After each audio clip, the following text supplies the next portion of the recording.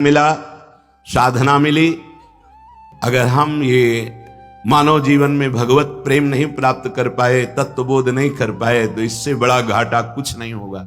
और इसकी पूर्ति पता नहीं किस युग में फिर हमें अवसर मिलेगा, किस जन्म में नहीं, किस युग में, किस काल में बहता चला जा रहा था इस 84 के चक्र में।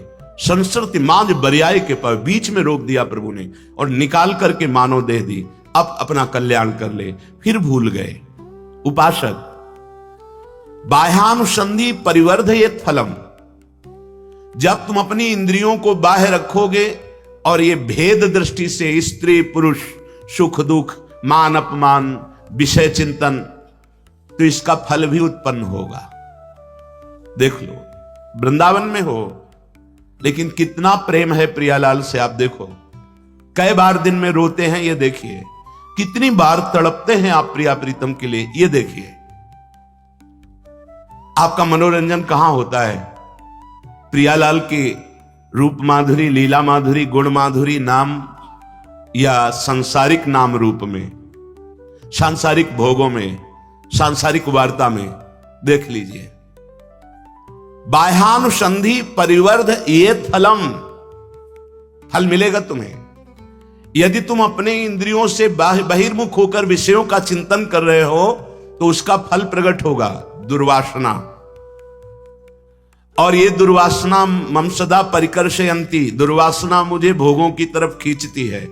फिर भोग क्रिया होती है, फिर उस दुर्गति होती है। दुर्गति स्वरूप भ्रम, देहाभिमान दृढ़, नाना प्रकार के भोगों में सत्यत्व बुद्धि गया। यही दुर्गति, जीते जी दुर्गति है। तभी तो जीते जी जीवन मुक्त है। जिसकी इंद्रियां अंतर्मुख हैं, निरंतर प्रभु का चिंतन हो रहा है, उसका फल प्रकट होता है। क्या? दुर्वासना भस्म हो जाती है और वो जीवन मुक्त हो जाता है। जिसकी इंद्रियां बहिर्मुख है, विषयों का चिंतन करता है, उसका फल प्रकट होता है। दुर्वासना बढ़ती है और दुर्व्यवहार रूपी क्रियाएं होती हैं, असत क्रियाएं होती हैं और वो दुर्गति को प्राप्त हो जाता है। इसलिए तुम्हें बार बार इस विवेक का आदर करना चाहिए कि ये भोग तुम्हारे सुख के लिए नहीं है, ये भ्रमात्मक है। तुम शरीर नहीं हो, तुम इंद्रियां नहीं हो, तुम मन नहीं हो, तुम आत्मा स्वरूप हो। बिल्कुल दृढ़ सत्य है। देखो, एक छोटी सी यहां स्वर्ण की नाक में पहनी जाती, छोटा सा लौंग जैसा, उसे आप क्या बोलेंगे? स्वर्ण। और सुमेरु पर्वत को क्या बोलेंगे? स्वर्ण। कितना हम यहां वजन का नहीं, जो नाक है इसका आभूषण है तो उसे लौंग कह सकते हैं, उसे नथ कह सकते हैं, बेसर कह सकते हैं। ये नाम रूप उसका अलग हो सकता है, लेकिन है क्या? तो बोलेंगे स्वर्ण। तो सुमेरु क्या है जो 4 लाख योजन का? बोले स्वर्ण। ठीक ऐसे ही ईश्वर क्या है? बोले भगवत स्वरूप। तो जीव क्या है? आत्म तत्व क्या है? बोले भगवत स्वरूप। स्वर्ण की पहचान रखने वाला वजन को नहीं देखता, नाम को नहीं देखता कि हार है, ये कुंडल है, ये कर्ण आभूषण है, ये नथ है, वो ये नहीं देखता। वो बोलता है स्वर्ण। कीमत नथ की नहीं है, स्वर्ण की है। ऐसे ही चींटी में, हाथी में, ब्रह्मा में एक ही वो भगवान विराजमान है, इतना भी अंतर नहीं है। वैसे ही आप केवल शरीर भाव से होने के कारण जीव कहलाए गए, नहीं तो जैसे छोटी सी नाक की लौंग वो स्वर्ण ही है, ऐसे ही चींटी के अंदर जो बैठा हुआ परमात्मा वो आत्म तत्व परमात्मा ही है, बिल्कुल अंतर नहीं। वैसे ही तुम्हारे अंदर बैठा हुआ, अपने से लेकर संपूर्ण सृष्टि में एक ही परमात्मा विराजमान। सच्ची वाणी, ये बहुत बड़ा भ्रम हो गया है। 10 आदमी नाव से उतरे तो बोले गिन लो यार, कोई कहीं गिर तो नहीं गया? वो 1 2 3 4 5 6 7 8 9। बोले 9 है, एक गायब है। बोले तुम गिनो। वो 1 2 3 4। तो जो नाविक था उसने कहा 10वें तुम हो, अपने को क्यों नहीं गिन रहे? तुम अपने को भूल कर गिनते रहोगे, गिनती कभी पूरी होगी ही नहीं, 9 ही निकलेंगे, 10वां नहीं मिल पाएगा। वो 10वां तुम हो। पक्का। सर्वम खलमिदम ब्रह्म, तो इधर से शुरू करो।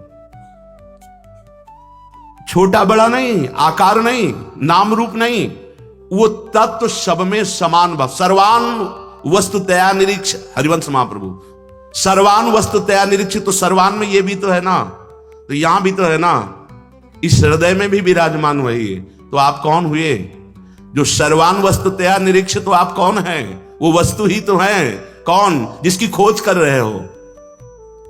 जब जीव भगवत धाम जाता है तो किस स्वरूप से जाता है? निज स्वरूप से। वो निज स्वरूप क्या साधना से पैदा हुआ क्या? नहीं, वो था, वो है, वो रहेगा। उसे भूल गए थे। बस असाधनों का त्याग करते करते जे ही हृदय पवित्र हुआ तो ये झांकने में आ गया, हाँ मेरा स्वरूप क्या है। तो वो पार्थिव शरीर का राग त्यागी भगवत अनुराग में डूबा हुआ अपने स्वरूप को प्राप्त करके धाम जाता है, या वो अपने स्वरूप को प्राप्त करके मोक्ष पदवी को प्राप्त होता है, लय हो जाता है, ज्ञान मार्ग। खास बात पकड़ो, बाह्यानुसंधि परिवर्धयेत फलम, ये बहुत बढ़िया बात है। साधक हर समय बहिर्मुख रहता है। बहिर्मुख का मतलब ये सत्य है संसार, इस भाव से व्यक्ति का चिंतन, चाहे स्त्री शरीर का चिंतन, पुरुष शरीर का चिंतन, विषयों का चिंतन, मान प्रतिष्ठा का चिंतन, राग द्वेष का चिंतन, ये बहिर्मुख है। बहिर्मुख का मतलब नहीं कि आंख खोल के नहीं देखता, वो कोई क्रियाएं नहीं करता, वो कोई बात नहीं करता, वो बात करता है लेकिन भगवत स्वरूप में स्थित होकर। वो देखता है सबको भगवत स्वरूप, वो क्रियाएं करता है भगवत भाव में मगन होकर। वो बहिर्मुख नहीं है, चेष्टाएं बहिर्मुख दिखा रही, हर समय वो अंतर्मुख रहता है। बाह्यानुसंधि, वो बाह्य चिंतन कर रहा है, भगवत विमुख चिंतन कर रहा है। तो परिवर्धयेत फलम, उसका फल प्रकट होगा, दुर्वासना। और ये दुर्वासना उत्तरोत्तर बढ़ती जाएगी। परिणाम अशांति, क्लेश, दुख, विक्षेप, डिप्रेशन, ये सब। तुम अपने विवेक का आदर क्यों नहीं कर रहे हो? जो तुम्हें सत्संग में विवेक प्राप्त हुआ उसका आदर करो ना। वास्तविक तुम शरीर नहीं हो, ये 4 दिन के लिए छूट जाएगा शरीर। काम बना लो अपना। तुम न स्त्री हो न पुरुष हो, तुम भगवत स्वरूप हो, मानो। जैसे कहा जाता है कि जीव ईश कैसे हो सकता है, तो है कौन ये, कहां से आया है? तो बोलना पड़ेगा ईश्वर अंश, ठीक है। 1 चम्मच गंगाजल क्या बोलोगे? पानी, गंगाजल ही बोलोगे। तो 1 टैंकर गंगाजल ही, और पूरी धारा गंगाजल ही। सिद्धांत से बिलग मत जाओ। पूर्णमदः पूर्णमिदं पूर्णात् पूर्णमुदच्यते पूर्णस्य पूर्णमादाय पूर्णमेवावशिष्यते। सिद्धांत कहता है अगर पूर्ण से कुछ भी बचता है तो पूर्ण ही है। पहाड़े का लड़का पहाड़े ही होता है, नहीं तो अविनाशी का बच्चा अविनाशी ही है। बच्चा आत्मस्वरूप अंश, कोई अंतर नहीं। ये अपने हमारी जो दुर्दशा हो गई, ये देह भाव में हो गई है। देह भाव में आकर हमारा पतन हो गया। ये भोग, ये देखना, ये सूंघना, ये छूना, इनकी कोई आवश्यकता नहीं है। ये जो अभाव पैदा हुआ है आपके अंदर, अपने को भूल जाने, अपने प्रभु को भूल जाने के कारण, अपनी प्रियाजू को भूल जाने के कारण। देखो, अगर साधन करके भगवत प्राप्ति करनी तो ये बात समझना होगा। आज हम संत महात्माओं के पास भी जाते हैं तो केवल अपनी बाह्य कामनाओं की पूर्ति की लालसा लेकर जाते हैं। ये नहीं सोचते कि जो दुख की जड़ है उसमें आग लगा दें, जड़ से दुख को नष्ट कर दें। वो एक ही उपाय है, भगवत प्राप्ति। भगवत प्राप्ति सतत भजन से होती है, चिंतन से होती है। जो इस बात को हर समय जानता रहता है, देखो पकड़ना बात कि वास्तविक मैं शरीर तो नहीं हूं। शरीर पंचभूतों से रचा है। अगर हमको यहां से कैंसर हो जाए तो यहां कटवाने में कोई फर्क नहीं पड़ेगा। कटवा दिया, अंग कटवा दिया, और पूरा कैंसर से भी बड़ा भयानक ये दुर्वासना अनंत जन्मों से लगी हुई है। इसके लिए पूरे शरीर को छोड़ना होगा, शरीर का राग छोड़ना होगा। शरीर को छोड़ने का मतलब शरीर का नाश नहीं है। शरीर का नाश करोगे दूसरा मिल जाएगा, शरीर भूत का मिल जाएगा, न जाने कितनी गंदी योनियां हैं उनमें चले जाओगे। शरीर का राग छोड़ना है। अब मुझे भगवत प्राप्ति करनी। इसमें इतनी आग है कि शरीर का राग भस्म हो जाएगा। मेरे प्रिया प्रीतम कैसे मिलेंगे? भस्म हो जाएगा शरीर का राग। नाम जप करो, देखो ये आग पैदा हो जाएगी। अंतर दाव लगी रहे, धुआं न प्रगटे कोई, कह जाने दिल आपनो या जा सिर बीती होए।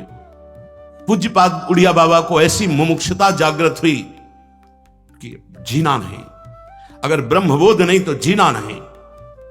3 दिन 3 रात तीर्थराज प्रयाग के खंडहर में अपने शरीर को ऐसे, कितनी दृढ़ता, कुछ अनुभव नहीं हुआ। अब क्या करें? कैसे अनुभव हो कि मैं आत्मस्वरूप हूं? ये शरीर का राग कैसे नष्ट हो? तो नष्ट कर देता हूं शरीर को। क्या जोर की मुमुक्षुता कि शरीर रखना भार लगने लगा। फेंक दिया, लौकी का कमंडल था गंगा जी में, ऊपर का वस्त्र भी फेंका और कहा अपने हाथों से पानी काटूंगा नहीं और डूब के शरीर को छोड़ देता हूं अगर ब्रह्मबोध नहीं होता। फिर मुमुक्षुता इतनी प्रबल थी कि चैन नहीं ले, तो क्या शरीर छोड़ने से ब्रह्मबोध हो जाएगा? फिर रुक गए। क्या करूं? कैसे आत्मबोध हो? भगवान शंकर जी के मंदिर में जाके लेट गए। ऐसी उन्मनी अवस्था, ऐसी उदासीनता, वो केवल उसी स्थिति का महापुरुष जानता है। देहरी पे सर रखा, लिंग पे चरण रखा और लेट गए। या तो ब्रह्मबोध हो या मृत्यु हो। इतनी प्रबल इच्छा। भगवान नर नारायण प्रकट हुए और उपदेश किया। बस उसी समय से समाधान चित्त का 18 घंटे पद्मासन में एक कवल अन्न, केवल एक कवल, एक मुंह में एक बार जितना आ गया, बस 24 घंटे में तब अपने स्वराज सिंहासन पर स्थापित हुए। अपने को बड़ा सरल मार्ग मिला है प्रियाजू की करुणा का। वही स्थिति, देह भाव रहित स्थिति भौरी सखी की देखी गई, परमानंद दास जी की, बड़े बड़े महापुरुषों की देखी, पर बहुत सरल मार्ग। हम बाह्य विषयों में जब तक सुख बुद्धि करेंगे तब तक कोई भी आनंद नहीं मिलेगा, चाहे जिस मार्ग से चलो। वो केवल देह का नाटक चलता रहता है। भगवदानंद लेस अंदर प्रकट नहीं हो सकता बहिर्मुख वृत्ति होने के कारण। तुम ऐसा क्यों नहीं समझते हो कि तुम शरीर नहीं हो? ये शरीर की मांग, ये इंद्रियों की मांग, ये मन की मांग तुम अपनी मान करके अधर्म आचरण, पापाचरण करते चले जा रहे हो। और आचार्य महापुरुष जन कहते, वाहे निरुद्धे मनसः प्रसन्नः तुम मनः प्रसादे परमात्म दर्शनम। सीधी बात। त्यागाच्छांतिरनंतरम, हमारी को अंदर से बुद्धि कहती भोगाच्छांतिरनंतरम, ये जो जलन हो रही भोग लूं तो शांत हो जाएंगे। शास्त्र क्या कह रहा है? हमारी इंद्रियां जो बाहर जा रही इनको रोक लो। वाहे निरुद्धे मनसः प्रसन्ना, अखंड प्रसन्नता प्राप्त हो जाएगी। और उसी अखंड प्रसन्नता में मनः प्रसादे परमात्म दर्शनम, उसी प्रसन्नता में भगवत साक्षात्कार होता है। तस्मिन् सुदृष्टे भवबंधनासो बहिर्निरोधः पदवी विमुक्ते। उसी समय आवागमन चक्र नष्ट हो जाता है, जे ही वो परमात्मा दर्शन करता है। इसलिए बाह्य विषयों के भोग की चाह को रोक दिया, वही मुक्त पदवी में बैठ गया, वही जीवन मुक्त हो गया। कितना सुंदर स्पष्ट वर्णन है। यदि बाह्य पदार्थों विषयों को भोगने की लालसा को रोक दिया तो मन में एक आनंद मीठा मीठा उत्पन्न होता है। जैसे जैसे भगवत चिंतन अंदर बढ़ता जाता है, आनंद बढ़ता जाता है, उसी आनंद में, उसे आनंद की उद्रेक में परमात्मा का साक्षात्कार होता है। और उस साक्षात्कार होते ही संसार बंधन विध्वंस हो जाता है। अर्थात भोगों से मन को हटा लेना ही जीवन मुक्त अवस्था का अनुभव करना है। पूरा जीवन इसी में लगे, ये खा लें, ये सूंघ लें, ये भोग लें, ये देख लें, ये यथा लाभ संतोष सदा काहू सो कछु न चाहूंगा। भोजन पाते समय आप भोजन नहीं पा रहे हैं, आप ध्यान दीजिए, प्राणों का पोषण हो रहा है। जो मिले रूखा सूखा, राधा राधा राधा, अपने कर्तव्य कर्म को कर रहे हैं। ये मानव जीवन मिला है, इसलिए हमें कोई फल नहीं चाहिए। हमें जीवन मुक्त होना, हमें भगवत प्राप्ति परम फल चाहिए। सुख दुख ये एक क्रम है, आता जाता रहेगा प्रारब्ध की रचना से शरीर में। आप उससे निरपेक्ष रहिए, आप पुरुषार्थ कीजिए भगवत प्राप्ति का। हृदय प्रसन्न होता है भोग रहित वृत्ति से। पूरे समुदाय लगा हुआ है भोग युक्त प्रसन्नता चाहना। कौन सुखी है? आप लोग जो कल्पना करते होंगे वो पद वाले और संपत्ति वाले सबके दर्शन होते हैं, अशुभ प्रवाह होता है और पश्चाताप की अग्नि जलते हुए बोलते हैं, इतने बड़े बड़े पद में हैं कि आप जिनकी कल्पना करते हैं कि काश में ऐसा होता, वो हैं वो रास्ता खोज रहे हैं कि जलन कैसे मिटे। वो रास्ता एकमात्र श्री भगवान के चरणों का आश्रय लेकर धर्म पूर्वक कर्तव्य करते हुए, नाम जप करते हुए जीवन बीते। वो तो किया नहीं, तो हाथ क्या लगा? पश्चाताप, क्लेश, अशांति, भारी घर में जलन, भारी हृदय में जलन। अब कहां मिटे, कैसे मिटे? क्योंकि पद है, रुपया है, पैसा है, सब है, लेकिन वो नहीं है जो होना चाहिए। वो केवल भगवत चिंतन से होता है, केवल भगवत आश्रय से होता है। अपने लोग बड़े सौभाग्यशाली हैं जो ये बात सुन रहे हैं, इसको धारण कर लो। धारण नहीं करोगे कोई उपाय नहीं है। ये दुखालय मशाश्वतम तुम्हें कभी सुखी नहीं कर सकता। आज हम चर्चा भी करते हैं तो केवल वही चर्चा करते हैं जिससे और फंस जाएं। मुक्त होने की, भगवत प्राप्ति की चर्चा मिलना कठिन है। ये दान करो, वो करो, इससे क्या होगा? मन तुम्हारा विषयों में लगा है, तुम लाखों रुपया दान कर दोगे, करोड़ों मिल जाएंगे, फिर क्या होगा? लाख में तो तुम्हारी दुर्दशा है, करोड़ में तुम्हारी दुर्दशा और कितनी हो जाएगी? अर्थ है लेकिन राग नहीं है, भोग है लेकिन वासना नहीं है, परिवार में है लेकिन ममता नहीं है, विचार चल रहे हैं लेकिन अहंकार नहीं। वो जीवन मुक्त महापुरुष है, चाहे गृहस्थ हो चाहे विरक्त हो। कहा पंडिता संसद सद विवेकी, श्रुति प्रमाण परमार्थ दर्शी। जानन ही कुर्यादसतोवलंबम, स्वापात हेतो शिशुवन मुमुक्षु। कहा पंडिता, यदि सद असद का विवेक नहीं तो किस बात के तुम ज्ञानी हो, किस बात के साधक हो, किस बात के हो? बड़ा विचित्र खेल है। सिर्फ अहम का पोषण, अहंकार, अंतःकरण धर्म, अहम का पोषण। कहा पंडिता, किस बात के पंडित हो? भगवान पंडित किसे कहते हैं? विद्या विनय संपन्ने, ब्राह्मणे गविहस्तनी, सुनी च सुपाके च पंडिता समदर्शिना। वो पंडित है जो सब में एक भगवान को देख रहा है। अगर श्री भगवान का दर्शन नहीं हो रहा, सब में आत्म स्वरूप का अनुभव नहीं हो रहा, तो कहा पंडिता? कौन पंडित है फिर? किस बात के पंडित हैं? श्रुति प्रमाण जानने वाला, सद असद का विवेकी, परमार्थ तत्व का ज्ञाता, ऐसा कौन होगा जो विषयों में फंस करके अपनी जीवन मुक्त अवस्था को खो दे? भला जानबूझ करके कौन बालक जैसी चेष्टा करेगा अपने